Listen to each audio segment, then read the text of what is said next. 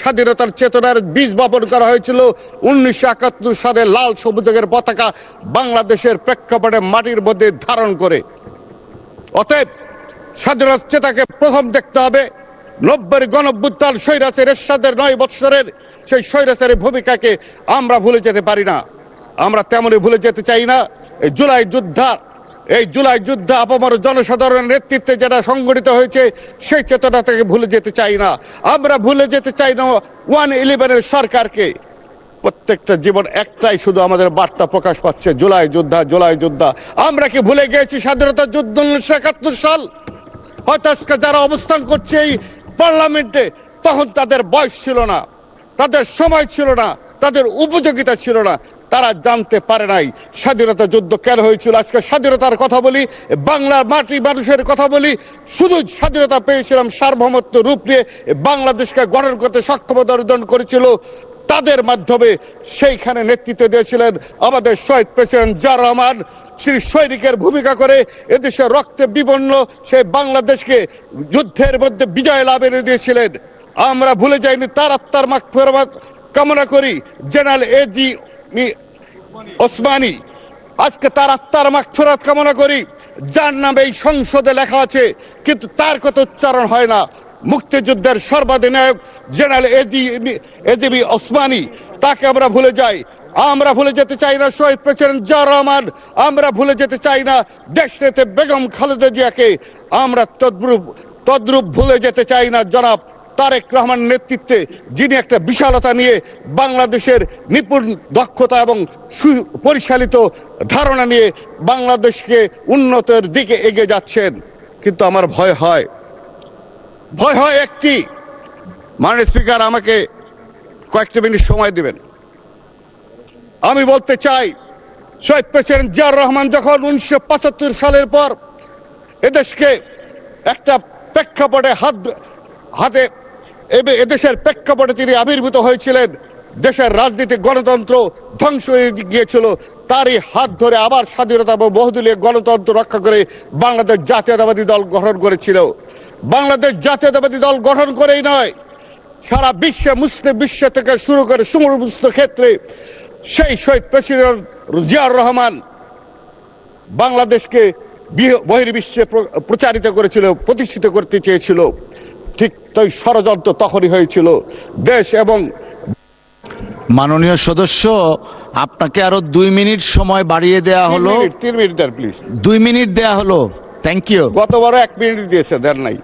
যাই হোক, শহীদ প্রেসিডেন্ট জিয়াউর রহমানকে 3.5 বছরের ক্ষমতায় যখন উন্নত বিশ্বে আমরা বাংলাদেশকে প্রতিষ্ঠিত করতে চেয়েছিলাম, স্বাধীনতার মূল প্রেক্ষাপট জাতীয় চেতনাবোধ, তারই আলোকে সেই লাল সবুজ পতাকে বিশ্বের দরবারে পরিচিতি লাভ করতে চেয়েছিলাম। ঠিক তদ্রুপভাবে তখনই ষড়যন্ত্রের কবলে পড়েন শহীদ প্রেসিডেন্ট জিয়াউর রহমান, যিনি সততার আলোকে ন্যায় এবং নীতির মাধ্যমে, নিষ্ঠার মাধ্যমে বাংলাদেশকে তুলে ধরতে চেয়েছিলেন। সেই সময় তারা দেয়নি।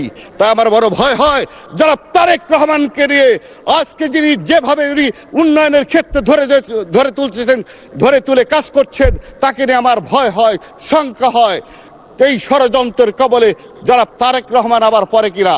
তাই আমরা জাতীয়তাবাদী দলের নেতৃবৃন্দ, শুধু তাই নয়, বাংলাদেশের আপামর জনসাধারণ ধর্ম বর্ণ নির্বিশেষে, দল মত নির্বিশেষে শহীদ প্রেসিডেন্ট জিয়াউর রহমানের সুযোগ্য সন্তান, বেগম খালেদা জিয়ার সুযোগ্য সন্তান, জনাব আরাফাত রহমান কোকর সুযোগ্য ভাই, আমরা নিবেদিত প্রাণ থাকতে অবশ্যই সেই সংগ্রামে, সেই ষড়যন্ত্রের দাঁত ভাঙার জবাব দিয়ে অবশ্যই তার পাশে থাকবো ইনশাল্লাহ। আবার শহীদ প্রেসিডেন্ট জিয়াউর রহমানের সেই সুযোগ্য সন্তানের নেতৃত্বে বাংলাদেশ যেমন এগিয়ে যেতে সক্ষমতা অর্জন করতে পারেনি শহীদ প্রেসিডেন্ট জিয়াউর রহমানের 3.5 বছর অকাল মৃত্যুতে, আবার আমরা চেতনার বিশ্বাসী হয়ে বলতে চাই, এই বাংলাদেশে দিনে চেতনা নিয়ে বলতে চাই, ইমান আকিদা নিয়ে ইনসাফের রাজনীতির মাধ্যমে শহীদ প্রেসিডেন্ট জিয়াউর রহমানের সুযোগ্য সন্তান যারা তারেক রহমান বর্তমান প্রধানমন্ত্রী অবশ্যই বিশ্বের দরবারে বাংলাদেশকে প্রচার এবং প্রসারিত করতে পারবেন।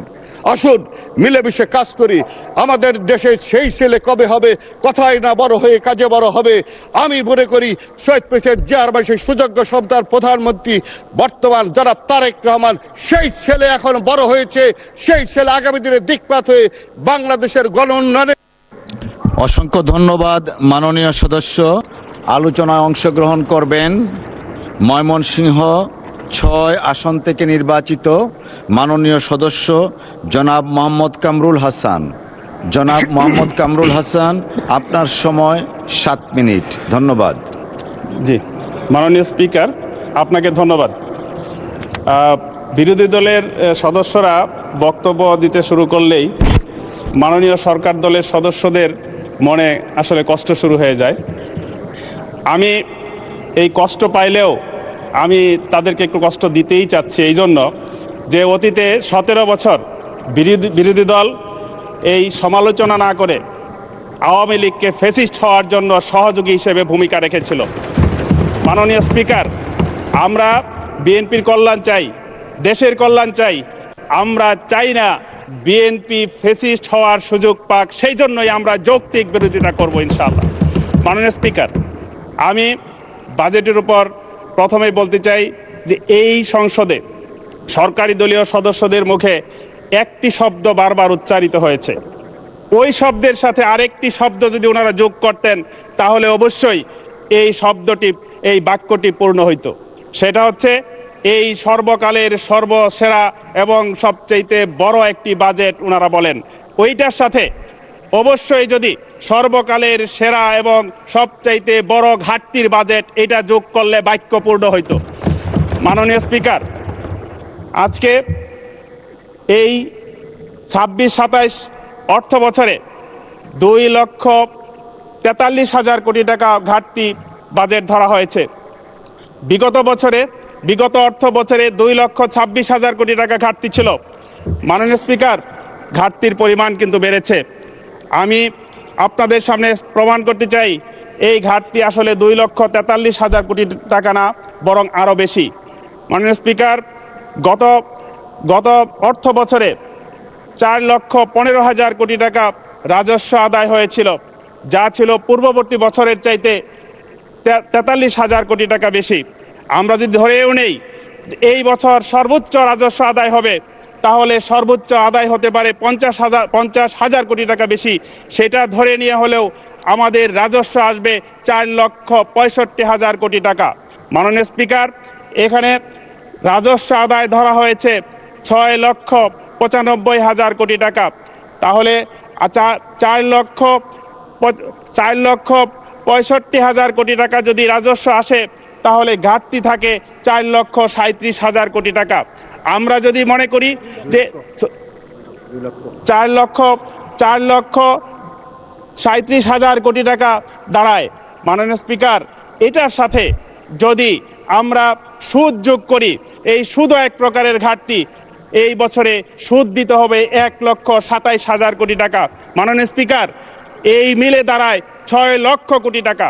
মাননীয় স্পিকার, আমরা যদি দেখি যে 9,38,000 কোটি টাকার বাজেট বড় দেখালেও 6 লক্ষ টাকা যদি আমাদের ঘাটতি থাকে, তাহলে এটা হিসাব মিলবে কিভাবে আমার বুঝে আসে না। মাননীয় স্পিকার, আমার এই বাজেট দেখে একটি গল্পের কথা মনে পড়ে গেল। তাঁতির গল্প সেই স্কুল জীবনে শুনেছিলাম। একজন তাঁতি, তিনি তাঁত বুনছিলেন। এই সময়ে তিনি একটু ঝুমুনি আসলো। ঝুমুনি আসার পর উনি স্বপ্নে ডুবে গেলেন। মাননীয় স্পিকার, বন্ধুরা বলেন এটা নাকি স্বপ্নের বাজেট, আমরা তিরস্কার করি। মাননীয় স্পিকার, সেই তাঁতি স্বপ্নে দেখছেন যে এই তাঁত বুনবেন, কাপড় হবে, বিক্রি করবেন, টাকা হবে, একটা বাড়ি হবে, বাড়ির পাশে একটা বাগান হবে, তারপরে একটা পুকুর হবে, পুকুরের ঘাট হবে, উনি বিয়ে করবেন, সন্তান হবে, সন্তান বড় হবে। এরপরে সন্তান এসে একদিন পুকুর ঘাটে তাঁতি একটু বিশ্রাম নিচ্ছিলেন। সেই সময়ে এই সন্তান এসে বলবে, বাবা, মা তোমাকে ডাকছে, ভাত নিয়ে অপেক্ষা করছে, তুমি আসো, খেয়ে যাও। তখন একটু অভিমান করে তাঁতি বলবেন, না, আমি খাবো না। এই কথা বলার সাথে সাথেই উনি সজাগ পেয়ে দেখলেন উনার হাতের নাড়া লেগে ওই তাঁতের সেই সুতাগুলো ছিঁড়ে খান হয়ে গেল। মাননীয় স্পিকার, এই বাজেট যেটা 6 লক্ষ কোটি টাকার এই ঘাটতি বাজেট, আমি মনে করি এরকম একটি দুঃস্বপ্নের বাজেটে পরিণত হয় কিনা আমাদের ভেবে দেখা দরকার। মাননীয় স্পিকার, আমরা এরপর আমি যে বিষয়টি বলতে চাই, এখানে রাজস্ব আদায়ে আমাদের দুর্বলতা রয়েছে। মাননীয় স্পিকার, রাজস্ব আদায়ের ক্ষেত্রে আমরা দেখি যে অনেক ফাঁক ফুকরে 1 লক্ষ টাকা যার রাজস্ব আসার কথা, ট্যাক্স আসার কথা, সে ফাঁক ফুকরে সিস্টেম করে 10,000 টাকা দিয়ে পার পেয়ে যাচ্ছে। এইখানে সরকারকে নজর দিতে হবে।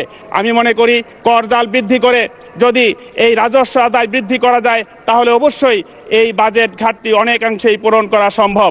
দ্বিতীয়ত আমি বলতে চাই, বাংলাদেশের স্বাস্থ্য ব্যবস্থায় যে বাজেট বরাদ্দ করা হয়েছে এখানে 69,409 কোটি টাকা, সেটা জিডিপির মাত্র 1.01।